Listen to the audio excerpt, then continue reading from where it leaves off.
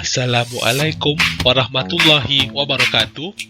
Selamat datang ke kelas Bahasa Melayu bersama saya, Cikgu Nur Arif. Kita teruskan lagi pembelajaran kita dengan unit 18, tajuk Mesra'i Alam. Keluarkan buku aktiviti Bahasa Melayu Jilid 2 dan buka muka surat 37, 38, 39. Aktiviti pada muka surat 37, aktiviti 1, lengkapkan belon kata. Ini adalah aktiviti mendengar dan bertutur. Awak mendengar dan kemudian awak bertutur ataupun memberi respon.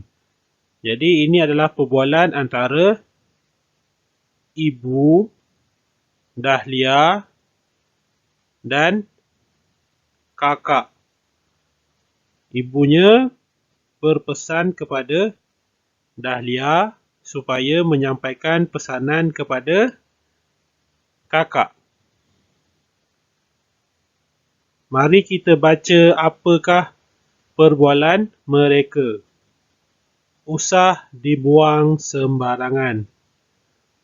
Dahlia, tolong pesan kepada kakak supaya gantikan bateri jam. Minta kakak kumpulkan bateri yang terpakai. Bateri ada bahan kimia dan tidak boleh dibuang sembarangan. Baiklah, Ibu. Jadi apa yang perlu Dahlia respon? Kita mestilah faham apakah pesanan ibunya. Ibunya pesan supaya pesan kepada kakak. Apakah pesanannya? Supaya gantikan bateri jam. Selepas gantikan bateri jam, ibunya suruh kumpulkan bateri yang terpakai. Respon Dahlia, baiklah Ibu, saya akan pesan kepada kakak supaya apa? Jadi awak tulis di sini apa yang ibu dia suruh pesan kepada kakaknya. Supaya apa dan apa. Ada dua pesanan ibu. Yang pertama dan pesanan yang kedua. Selepas itu, Dahlia ni, dia pun pergi berjumpa dengan kakaknya. Kemudian dia pun menyampaikan pesanan ibunya. Kakak, ibu berpesan supaya apa? Ni jawapan ni sama sini. Supaya apa? Ni pesanan yang pertama. Pesanan yang pertama. Kemudian, ini adalah pesanan yang kedua. Ibu juga meminta kakak mengumpulkan semua bateri yang terpakai kerana apa? Ada di sini jawapannya. Kenapa ibu dia suruh kumpulkan? Kerana. Jadi respon kakak dia, baiklah Dahlia, kakak akan, apa yang kakak dia perlu buat? Jadi awak tulislah respon kakak dia di sini. Yang pertama kakak dia kena buat apa, yang kedua kakak dia kena buat apa. Baiklah Dahlia, kakak akan gantikan bateri jam dan apa? Ini adalah pesanan yang kedua.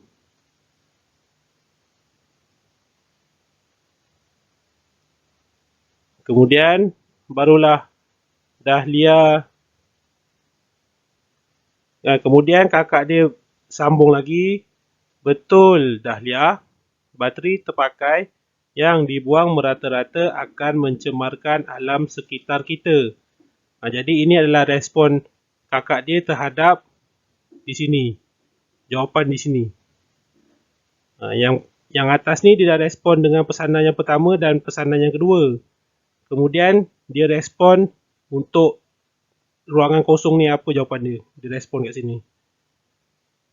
Jadi kita perlu mengumpulkan semua bateri terpakai untuk dihantar ke pusat kita semula. Seterusnya muka surat 38. Ini adalah aktiviti membaca. Baca dan lakonkan. Jadi kita akan membaca. Dalam membaca, apa yang kita perlu tekankan adalah tanda baca. Setiap tanda baca ada menunjukkan cara bacaan ataupun intonasi. Biasanya kita akan jumpa adalah tanda koma dan tanda noktah, titik. Titik ataupun koma. Ini tanda soal. Lagi kita akan jumpa tanda seru. Tanda seru ini dia menunjukkan perasaan. Jadi awak kena baca dengan perasaan. Koma ini adalah untuk kita berhenti sekejap. Dan nokta titik ini kita kena berhenti. Bezanya adalah titik ini adalah akhir ayat. Maksudnya ayat tu dah habis. Dan koma ni dia masih lagi di dalam ayat yang sama. Cuma kita perlu berhenti. Kemudian kita sambung habiskan ayat itu. Mari kita baca dengan intonasi yang betul. Kurangkan penggunaan kertas. Sekolah Rizan menjalankan kempen kurangkan penggunaan kertas. Rizan menemu bual ayahnya tentang kempen itu. Ayah, mengapakah kita perlu mengurangkan penggunaan kertas? Kertas dibuat daripada kayu, Rizan. Oleh itu, banyak pokok perlu ditebang untuk menghasilkan kertas. Akibatnya, udara di keliling kita akan menjadi panas. Oh, begitu. Jadi, bagaimanakah kita dapat mengurangkan penggunaan kertas, Ayah? Banyak caranya, Rizan. Sebagai contoh, Ayah membayar bil elektrik, air dan lain-lain melalui internet. Oleh itu, Ayah tidak mendapat bil dalam bentuk kertas. Ibu pula menggantikan penggunaan kertas tisu dengan sapu tangan. Cara ini lebih jimat kerana sapu tangan boleh digunakan berulang kali. Rupa-rupanya begitu. Terima kasih, Ibu dan Ayah, kerana memberi saya maklumat baharu. Saya pun akan mengurangkan penggunaan kertas mulai hari ini. Seterusnya, tugasan yang terakhir, surat 39. Temu bual rakan-rakan dan guru kamu, kemudian lengkapkan jadual di bawah. Cara rakan-rakan dan guru saya mengurangkan penggunaan kertas. Jadi awak boleh tanya rakan-rakan ataupun ibu bapa ataupun adik-beradik awak dan guru-guru awak. Bagaimana cara mengurangkan penggunaan kertas? Jadi, cara cikgu mengurangkan penggunaan kertas, cikgu menggunakan kertas kitar semula. Kertas ini, dia adalah kertas yang telah dihasilkan daripada kertas-kertas lama. Jadi kertas tu dah dikitar semula dan dapatlah kertas yang baru. Cumanya kualiti tidak sebagus kertas yang baru daripada pokok. Biasanya kertas kitar semula ni kalau awak lihat adalah beg kertas.